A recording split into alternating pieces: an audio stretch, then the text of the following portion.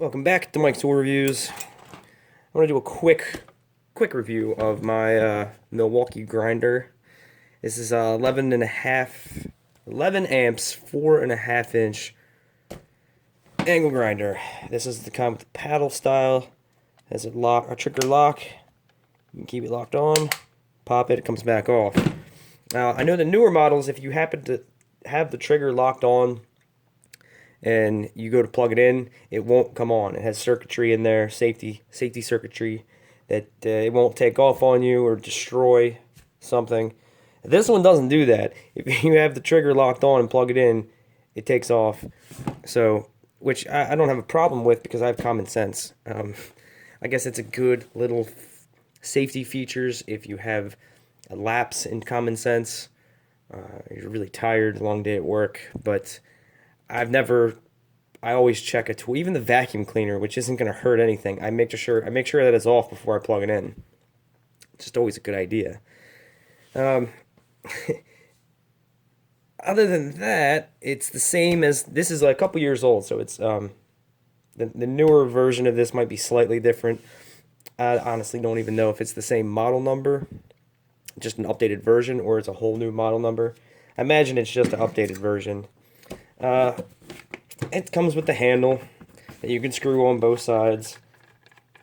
Kind of jealous of the new bigger Milwaukee grinders because it's nicer than this. This is just molded plastic around a bolt. Seems to be pretty good. You know, hollow, really basic. The new one has like a shock absorber built onto this. So if you have a job or a trade where you're using one of these for a majority of your day, it does. I guess it cuts down on some of the fatigue. Um, you know, it alleviates some of the vibration to your hand, which I can see that being beneficial. But I've used this for up to an hour at a time, like cutting and shaping some sheet metal for a project at work, and I didn't really have any problem. That was an hour is about the most I'm probably going to use this. Um, I don't need a professional grinder, but this is a professional grinder. I don't use it on a daily basis, but my mentality is that if I can, get something professional and use it occasionally, it's probably going to last a long time. Like, I know that there's a lot of arguments and people have different preferences on the trigger mechanism. And I know I've seen a few people that really hate this paddle shifter underneath. I don't really care. This is kind of, it is a little, I mean, I don't know. It's been a little awkward at times. I borrowed a grinder from a coworker. It was a DeWalt where it had this little smaller paddle, almost like a air tool, like a die grinder, where you have the little tongue or the little lever. You need to flip that under, and then it allows the trigger to go in. I kind of like that one a little bit better. I used another coworker's Milwaukee. It was a cordless grinder. Had a thumb switch here that locked on, thumb switch on the side. I kind of liked that too. But like I said, I don't use it professionally, so I wasn't too picky about the trigger style. I believe this one is offered with the thumb trigger on the side also.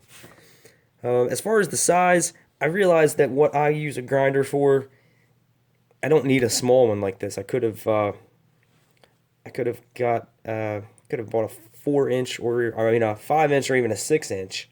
A 6 inch would have probably been a little too heavy. I think I kind of regret not buying a 5 inch. I see like the 5 inch is a lot more versatile.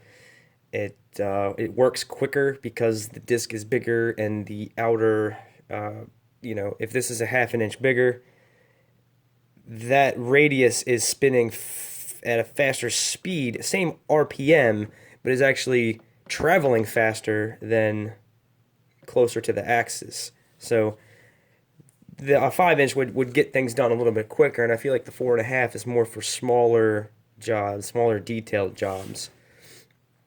Maybe grinding welds in something that's a little more intricate where you can't fit a big grinder in there. I like this grinder, and I probably will eventually get a bigger one.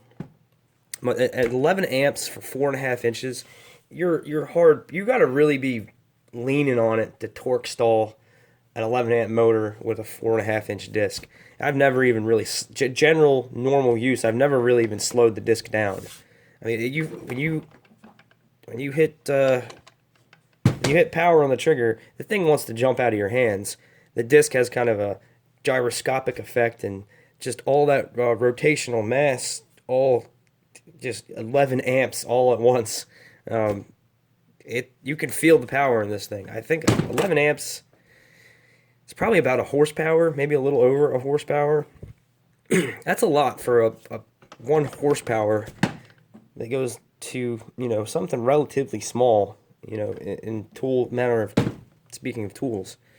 So it's more than enough power. This will remove as much material as 4.5 inches can remove with that 11 amp motor. There's something else that it's never been an issue, but when I first pulled it out of the box and looked at it, so it's the guard rotation. You only have, it's got detents and it's got notches that it goes to, but you only have, I can see from there, so that's about 7 o'clock to 3 o'clock, and then, wait, wrong way. And that's its farthest this way.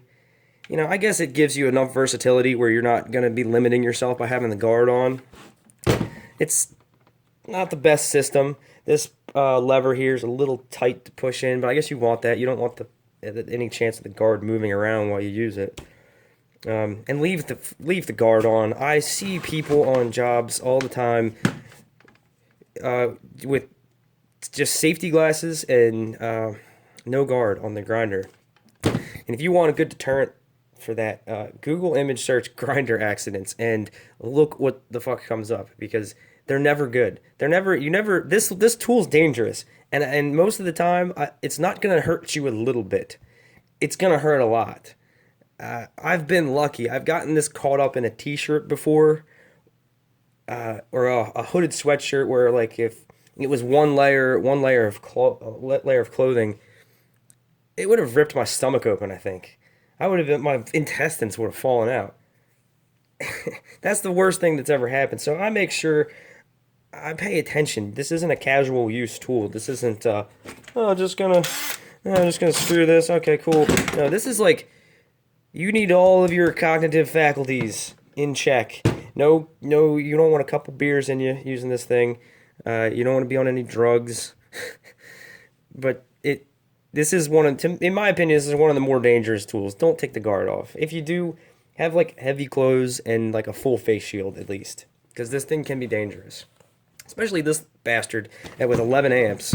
And this is the 6147-30. Says it's a 5/8 inch threaded spindle, and it's 11,000 RPMs, 120 volts, 11 amps. It is a double insulated tool, so you get to use your broken extension cords with this one, and guilt-free. And it's made of the same shit that all the other Milwaukee tools are made of, and pretty much all of the professional power tools are made of. It's got a pretty decent case. I mean, this plastic and this plastic are probably, yeah. You can hear like glass fiber reinforcement in it. I'm sure it's pretty similar. This might actually be a little thicker than something that light. It's got a horsepower inside of it, so I imagine it's an adequate thickness for that. And then it's got the gearbox, which is, I could look into it and find out. It's probably a zinc or aluminum cast gearbox, but it is painted, which another AVE is noted that, like, why not just have it as a finished metal like the old school tools? I don't know if you can see. Yeah, it's actually got a really thick layer of paint on it. I just shaved off paint without going down to the metal. As you can see, it's got a thick layer of paint on it. It doesn't really bug me that much, but why not just have a cool, like tumbled kind of finish, raw metal. If it's You know, nothing's gonna happen to it. I guess this does add protection to it, but I just think it would look cooler, and it's a tool, so it doesn't. You know, I don't have a problem beating up tools. So that's my quick review on it. I'm not gonna get too in depth. The cord on it's pretty good. This is 90 degrees Celsius. You know, it's your standard cable. It's a 16 gauge, which is like pushing. I'd have to look at an amperage chart, but I think that's pushing the limits for 11 amps. I know 14 gauge is good up to. There's a lot, you know, you could argue this a couple different ways, but 14 gauge is basically good up to 15 amps. But really, you shouldn't be running more than 13 amps on 14 gauge. You want that 80% capacity as far as electrical code goes. So 16 amps or 16 gauge is just enough for 11 amps, I feel like. I could do the calculations, but just off the top of my head, it could be 14. I'd feel better if it was 14 gauge. I imagine a long run of using this, you're gonna feel it on like a cool day. You're gonna feel some temperature in this cord. But other than that, it's been pretty badass. Like I said, the newer version does have the safety where if you plugged it in like that, it wouldn't take off. But I have common sense, so that's not really an issue. One last thing is they advertise this as a toolless disc change, but really, if you just don't use a tool to tighten it on, then you don't need to use a tool to take it off. So aren't all grinders toolless? I don't know. I've never had to use the face spanner to get a disc off of this if I just hand tightened it. It has high RPM, but I guess it doesn't have the torque. You're not putting the torque on it to really tighten the shit out of the disc while you're using it. It pretty much has the same torque to put it on to take it off. So I think I threw. I don't even know where that wrench to take that nut off is. So I don't really see that as an advertisable feature, but it's there. You don't need a tool to take this on and off, and you don't need a tool to change the guard either. I know for years the older designs would have a clamp, like a round clamp with a screw. You have to loosen the screw up, set it to your position, and then tighten it back down. So that is an advancement in the grinder industry. That's it. That's my quick bullshit review of my Milwaukee 11 amp grinder. It's been really good to me. I don't see myself needing a new one for a long time. And that's it. Thanks for watching.